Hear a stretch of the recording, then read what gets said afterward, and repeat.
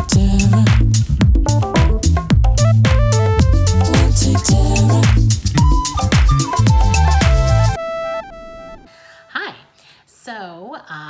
I thought I would take a few minutes today to talk about my van design and how the layout came about and some of the different things, considerations that I kept in mind. So first of all, who am I and what is this van for? So I am 42 years old. I'm a teacher. I have a husband and a dog, and I live in the Yukon, which, if you don't know, is in the far northwest corner of Canada and has quite an extreme climate. So I need this van to be versatile. It needs to be doable for full-time van life. I'm currently going back to school, and for school, I will be away from my family. So once this build is complete, I do plan on living in the van while I'm attending school. However, once my schooling is complete, this van will be mostly for weekend and summer adventures. So while I'm at school, I need it to be comfortable for living for one person. And after that, it has to be comfortable for the three of us, my husband, my dog, and I. And not only for weekends, but for longer road trips and eventually, multi-month expeditions. So the van I got, as I've mentioned, it's a 2015 Mercedes Sprinter. It's a diesel engine and it has a 144 wheelbase. It currently has about 15,000 kilometers on it. And there were a couple reasons that I went with a Mercedes. So the first thing is longevity. So I plan to keep this van for a very long time and use it well into retirement, which, fingers crossed, will be early. And so I wanted a vehicle that's really known to last a long time, and the Mercedes, it's, top of the line as far as that goes. I really wanted a shorter wheelbase. I wanted, easy parking in cities. I don't live in a city, but I do plan to travel to cities. I also wanted a van that was rear-wheel drive. So with all that weight, that you're carrying, I just feel that rear-wheel drive is better. And I wanted the diesel because I wanted the Espar diesel heater. And let's just admit it, Mercedes Sprinters are sexy. And, in my opinion, that's the best looking of the cargo vans. So that's what I went with. So why do a conversion instead of, buying a pre-existing or pre-made RV? What really appeals to me is, first of all, the more simple systems that I can understand and fix myself. The custom designs, so the layout being suited, completely to my exact needs, and, the ability to use higher quality products, for the cabinetry, not that sort of cheap sort of press board, which, seems to fall apart very easily, but something a little more lasting and enduring. And so why am I not doing the conversion myself? Well, at the moment I have more money, well, not money. At the moment I have more credit than I have time. And so I'm happy to pay to have someone else do it. Both my husband and I are pretty handy. However, we live in a very remote location and shipping is costly. So yeah, there's no Amazon Prime here, and getting parts and equipment brought in is a hassle, to say the least. So like I said, I'm happy to pay good money to have a qualified, experienced person do a great job, and someone who knows what they're doing, and support a small business, and have a final product that has that craftsmanship and quality to it, and also save myself the stress and frustration of trying to figure it out on my own. So yeah, I guess that's why I'm going with a conversion, why I've chosen a Mercedes. And so now, speaking of design specifically, I just want to take a couple minutes and talk about some of my must-haves. So, as I said, I live in the north, so a huge factor is good insulation. I want to be able to use this vehicle, well, I mean, not in minus 40 below weather, obviously, but for sure on the shoulder seasons, and you know, up to say like minus 20 degrees Celsius would be ideal. So along with good insulation, a heating system, which is why I wanted the diesel for the Aspar heater. You know, I want to be cozy and comfortable. Climate control, so a max air, you know, deluxe fan for added comfort. I also wanted a fixed bed, so I'm really not interested in setting up a bed every night and, you know, having it at a table during the day. That just seems like a lot of work, and I don't want to be spending all my time, you know, putting up the table and putting down the bed.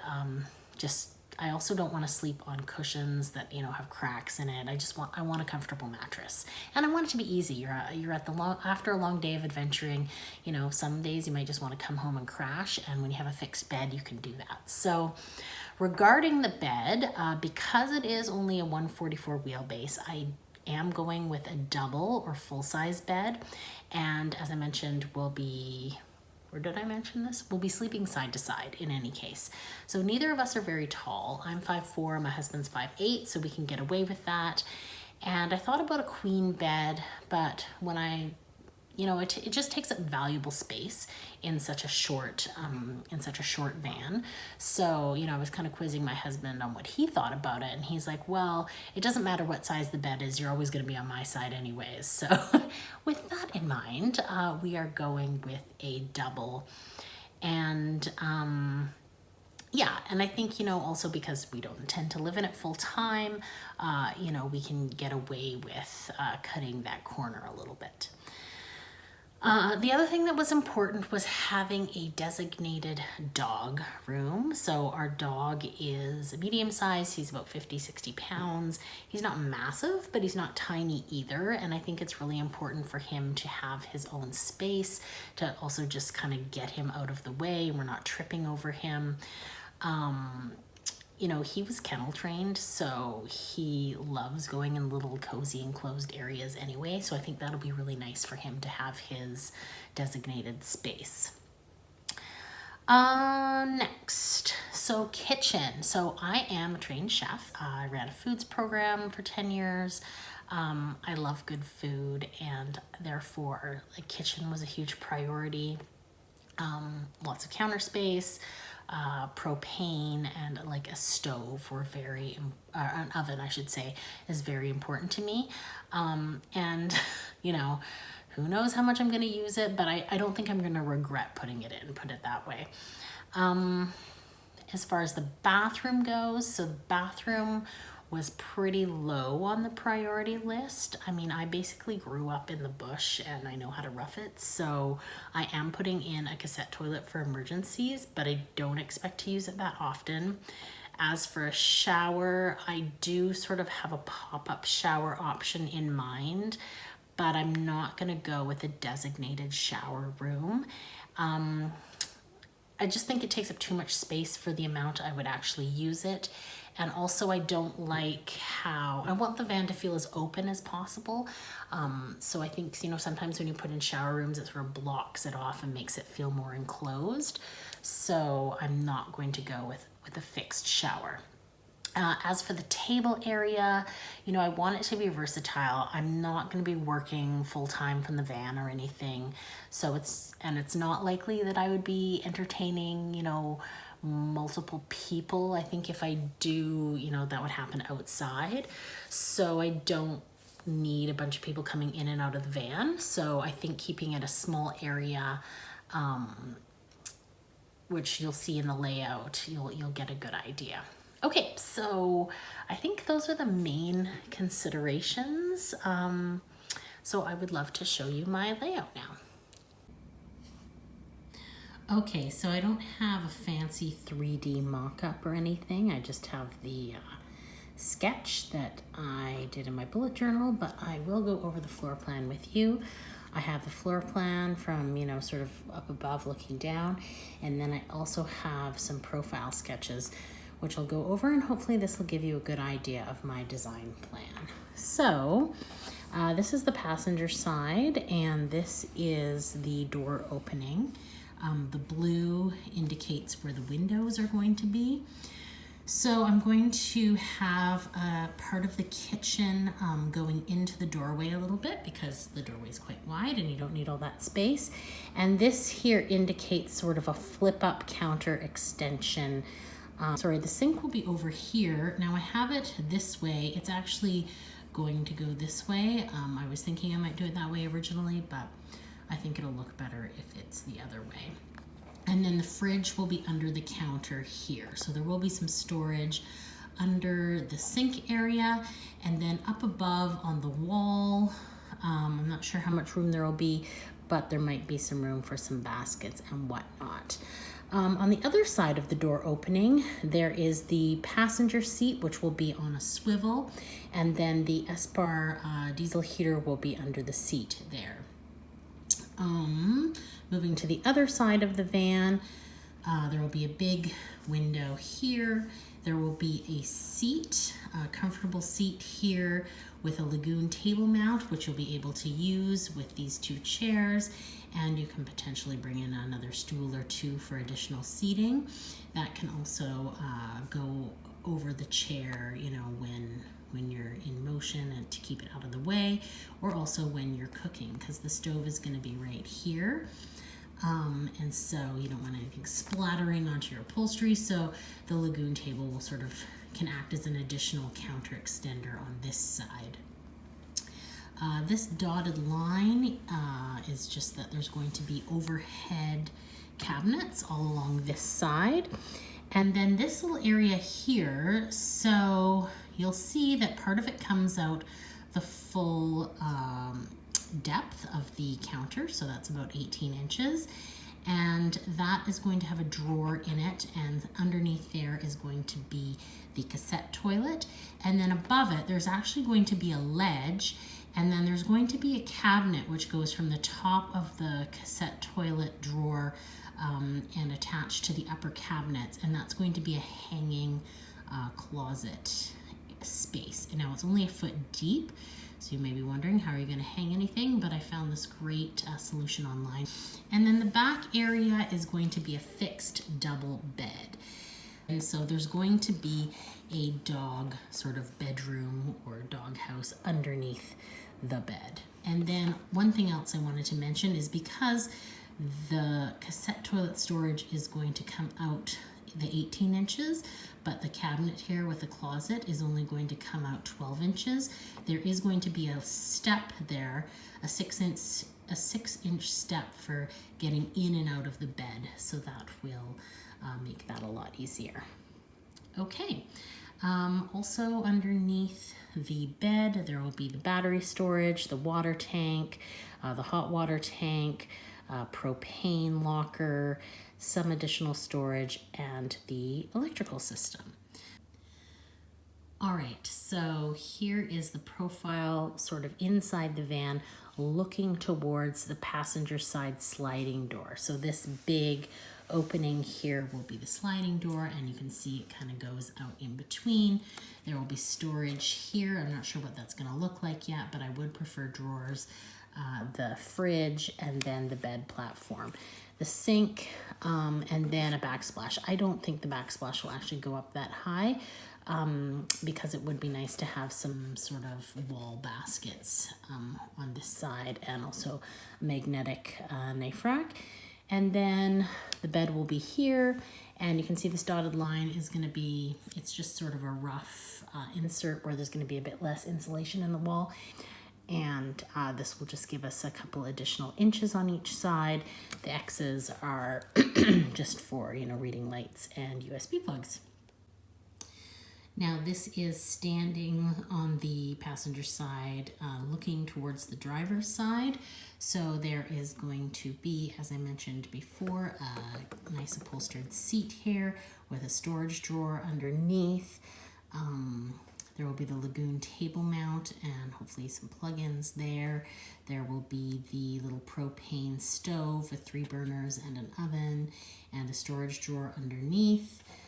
There will be a window here, storage cabinets along the top. This is the closet that I was talking about, and the cassette toilet underneath with the step up to the bed, and again the little insert into the wall to give a few extra inches. And then one last shot. This is the profile sort of standing up at the front looking towards the back of the van.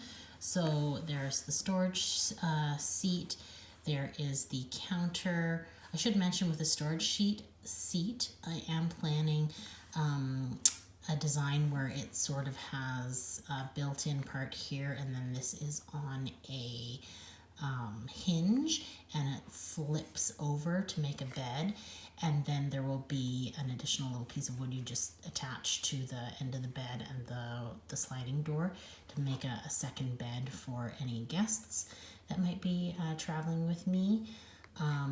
There's the counter with the stove, there's the shallow closet, the overhead storage, and the little doggy door, the bed at the back, and then actually I'm also going to have a little slide out table, which will give a little bit of additional counter space, and then there is the counter and cabinets, which will have the fridge and the sink and a little protector splash shield from the bed. Now obviously I know that a Sprinter is not perfectly square, so you know, this isn't super precise, but I've done the best I can to sort of lay it out, you know, keeping in mind that I'll need a few extra inches here and there, and I've taken into consideration, you know, insulation and siding and all that sort of thing.